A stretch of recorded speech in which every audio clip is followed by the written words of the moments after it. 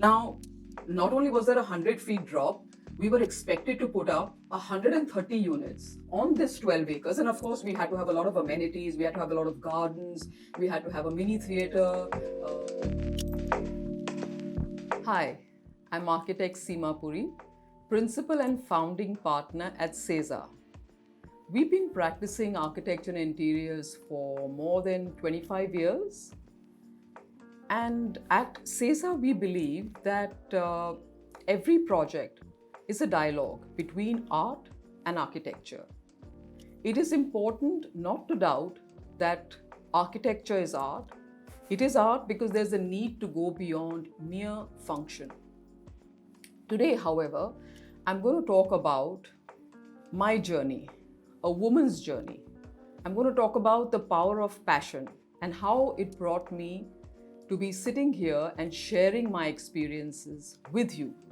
The other day, I was waiting for my car at a shop, and I heard two men talking with each other. And one said, "What should I give a woman who has everything? A man to show her how to work it." As women, we hear these jokes all the time, and we try to turn a deaf ear because we know what we can really achieve. I started my career working for Mr. Hafeez Contractor. I worked there for a period of 12 years, after which I started my own practice in 1998. I worked alongside my husband. We shared a studio, and of course, each of us did our own works. But there were many a times when we went for a larger project where we went together for a meeting. And somehow, whenever we went together for a meeting, the moment we entered, they'd always say, "Oh, you must be doing the interior decoration while he handles the architecture." At which time, I had to very politely smile and say, "No, I, in fact, am taking care of the architecture for this project." Somehow, there was always this this underlying message being sent that we'd rather, hear about the intricacies of the architectural plan or the elevation coming from a man. There was always this message being sent across. And in fact, I remember, of course, I'm talking about, 20, 25 years back. Even when you went to site, the site engineers had a sort of a reluctance in accepting instructions from women architects. They couldn't bring themselves to showing as much respect. Another funny incident, it's not really an incident, but it happened so many times, is that there were so many projects, or rather so many meetings which I had with developers, where Zarir had to accompany me because somehow his presence, gave them so much of a reassurance, and they were so happy, and they actually wanted to hear a man's perspective. But that's fine. I think, as architects, we have a very, very, keen interest in seeing what our projects are going to shape up like, and we have a very keen focus. So, of course, what I started doing is I started doing smaller bungalows. Then, of course, I started doing some larger bungalows. And it so happened that a developer approached us after seeing one of our projects here at Worli. And he came to us with a very interesting project. It was 130 units, 130 bungalows, which had to be put up on a 12-acre site in Khandala. Now, when I first visited the site, it was a really treacherous site. I mean, from the entry road to where the actual plot met a stream, there was a 100-feet drop. Now, not only was there a 100-feet drop, we were expected to put up 130 units on this 12 acres. And of course, we had to have a lot of amenities, we had to have a lot of gardens, we had to have a mini theater, 2 pools, a spa, a health club, a lot of games areas, amphitheater. But I decided that I would rather, take up this challenge than try and just be comfortable doing smaller projects. I wanted to move out of my comfort zone. And of course, we took up the project. Touch wood, it did very well.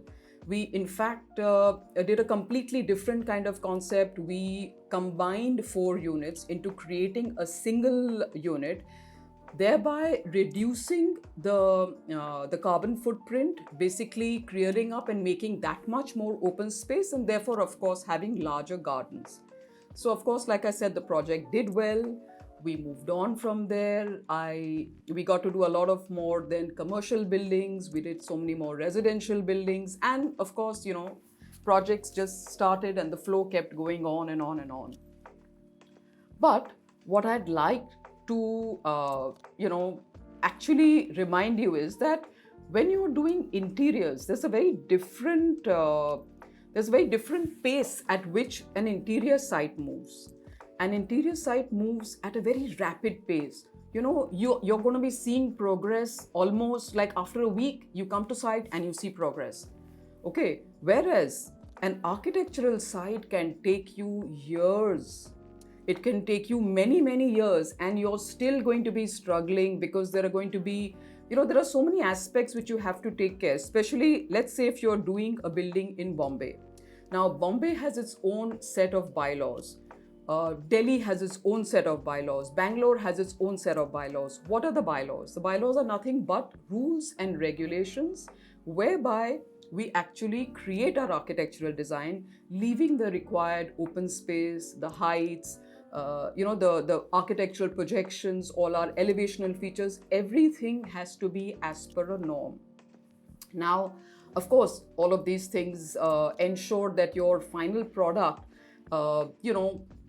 does not leave, that much freedom for, really creating a fabulous structure. But of course, it's beautiful when you see your building, going up to 10, 20, 30 floors.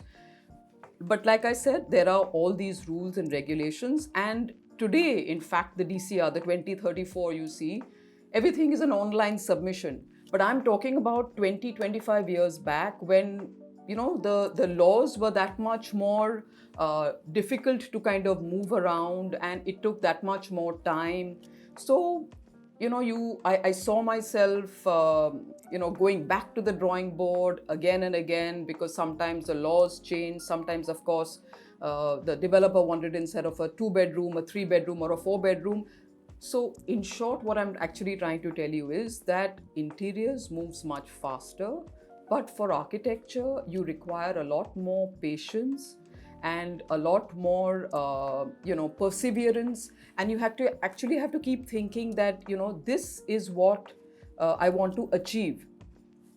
And I would say that I'm a very firm believer of the fact that if you're not actually failing very often now and then, it actually means that you're not doing anything very innovative. I also think that all of us have the patience and the passion, and we can reach for the stars. And also that success is a journey. It's not a destination.